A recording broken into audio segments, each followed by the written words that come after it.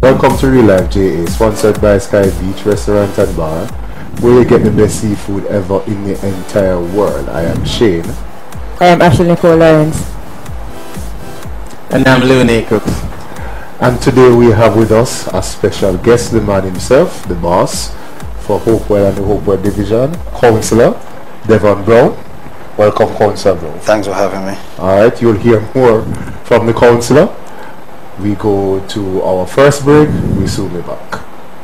Yeah? Alright, welcome back to Real Life JA, sponsored by Sky Beach Restaurant and Bar. I am Shane. With me are my fellow co-hosts, Ashley Nicole Lawrence.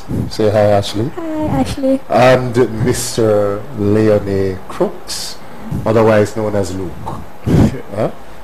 Alright, and with us is the man himself, Councillor Devon Brown, Councillor for the Hopewell Division, located in Hopewell, Hanover, and you represent the Jamaica. Well, he represents the Hopewell Division in the Lucy municipality, and he is from the which party again, sir?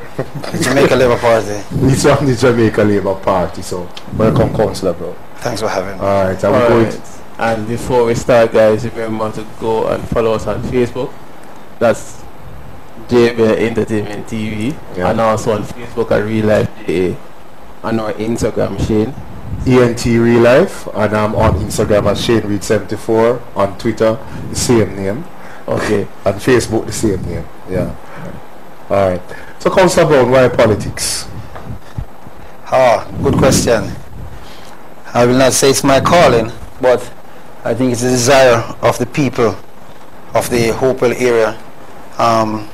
I was asked by majority of the citizens, and they promised to give me their support. I took up the challenge, and here I am representing the people. And this has been for how long now? This is my second term in office. It's over 6 years. Okay, okay. Why the JLP? Well, the JLP, when I thought about it, to represent the people, I weighed the both political parties, and I realized the policies of the Jamaica Labour Party is more to help the people. It's a more convincing program to represent, so I sway to that organization. So, Councillor Brown, do you consider yourself a good councillor? Yes, I would consider myself, because the fact, it speaks for itself. I'm a second-term councillor, and it's not because you had a weak candidate? No, I would not say, because the margin I won with the last election was more than the first one, so okay. I would consider myself doing good. Okay, so, a follow-up question. Since you consider yourself a good councillor, what are your achievements? Okay. This for the short time that I've been in office, which is 6 years, which is to do many work politically, it's a short time. My first administration, I was the only JP councillor in the parish of Hanover under the PNP government. My member of parliament, Mr. D.K. Duncan, has never spoken to Councillor Devon Brown at any given time with any issues pertaining to the Hopewell Division, and that was 4 years strong. Right now, election was 2 years ago. I now have a Mr. Dave Brown. He's a Brown like myself, so of course we are cousins. So I must say, I'm seeing things and I'm getting things done in the Hopewell Division, both through the municipality and through collaboration with the Member of Parliament. With that said, could you give us a recap of the recent achievements as a councillor? Okay, we have rehabilitated roads, many roads in Hopewell Division, and those under my leadership with the assistance of Mr. Dave Brown. So if you look, I'm striving. I always believe that cleanliness is godliness, and if you look across the division, you will see where I've erected a lot of skips in the division to help curtail garbage. You will see where I have lobbied for street lights, because I want you as you can remember, from time to time persons will complain about the poor visibility of lights. I'm not able to travel home. With that said, you make it seem so easy. It's been a councillor easy, because you make being a councillor is not easy, because everything. Being a councillor is not easy. The challenges are there are so many issues, and there are not sufficient resources to attack all these issues. But as I said, with whatever I'm doing, whatever programs I'm putting with the Member of Parliament assisted me. We are trying, and we will achieve as much as possible with the little resources. Okay. Shane? So are we expecting too much? The expectations are all times are always great. They are never met. They can never be fully met. But you elect a person to represent you, so you have to have expectations, great or small. Do you think that there is an upsurge of violence in Hopewell? No, I will not say that. Why you say no? Because the other day we had some issues close by us. As we can recall, the first murder that happened in the parish took place in the Hopewell division. The second murder took place we had 4. The first 4 was actually in the Hopewell division. Those murders were domestically. From time, there's nothing we can do to really curtail domestic violence. But if we had social intervention programs more, I think some of these issues could be at least ironed out before it escalates to violence. But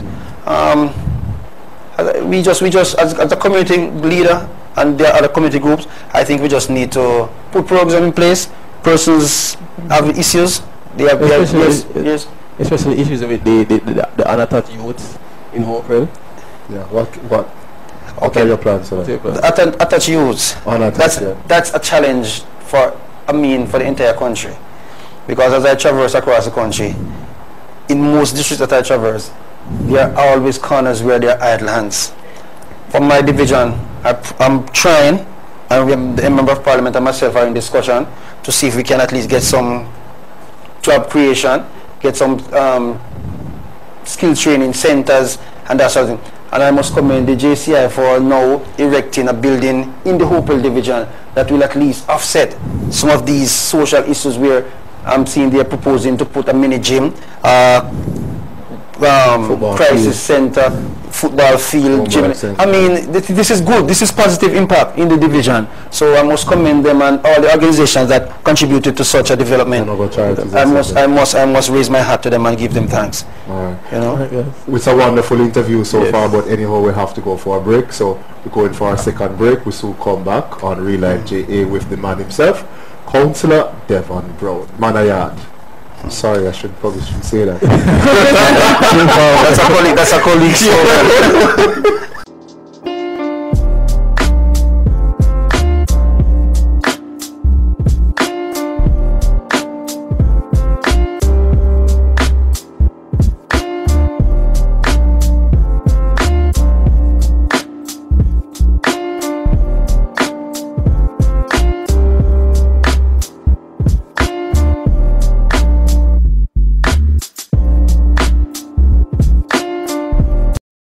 Welcome back to Real Life JA, sponsored by Sky Beach Restaurant and Bar, where you get the best seafood ever. I am Shane Reed, and with me I have my fellow co-hosts, Ashley Nicole Lawrence and Mr. Leonie Crooks.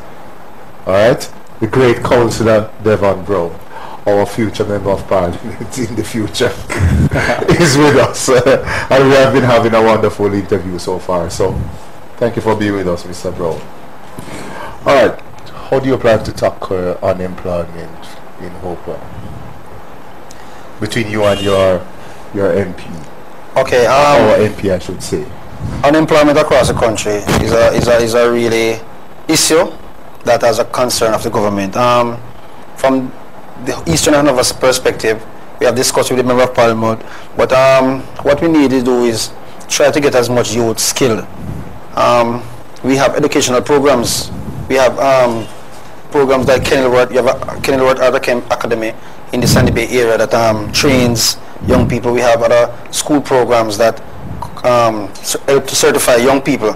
So I think we need to first to get them skilled, then we can at least make them marketable, you know, in the employment world.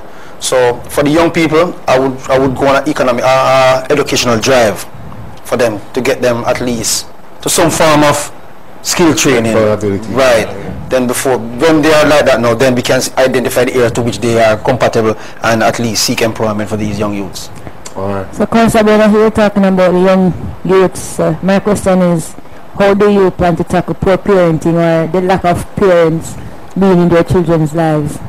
That would request a social intervention, because I realize parenting is starts from in this era. Now, parenting starts from being a teenager, because I've never seen so much teenage moms. Like you know, it's like it's an alarming issue. So I think it goes back to education, educating the whole mindset of the young people. It doesn't make sense. You go through high school, do your subjects, can't get employment, yet you're trying to be a mother. So it's like you're having two kids at the same time, trying to survive in this world. But educationally, you have to educate these young persons, let them know that they have to get a skill in order to they can sustain themselves before they even consider themselves being parenting. Yeah. So I think. Do you agree with the perception that we have a parenting problem in yes, yes, I do. Yes, I do. Okay. I think the last statistics we had, I think it's more than 40% of the motherhood is teenagers. Mm-hmm. In the parish. So it's a figure that needs to be cut down. But at the same time, the age of consent is 16.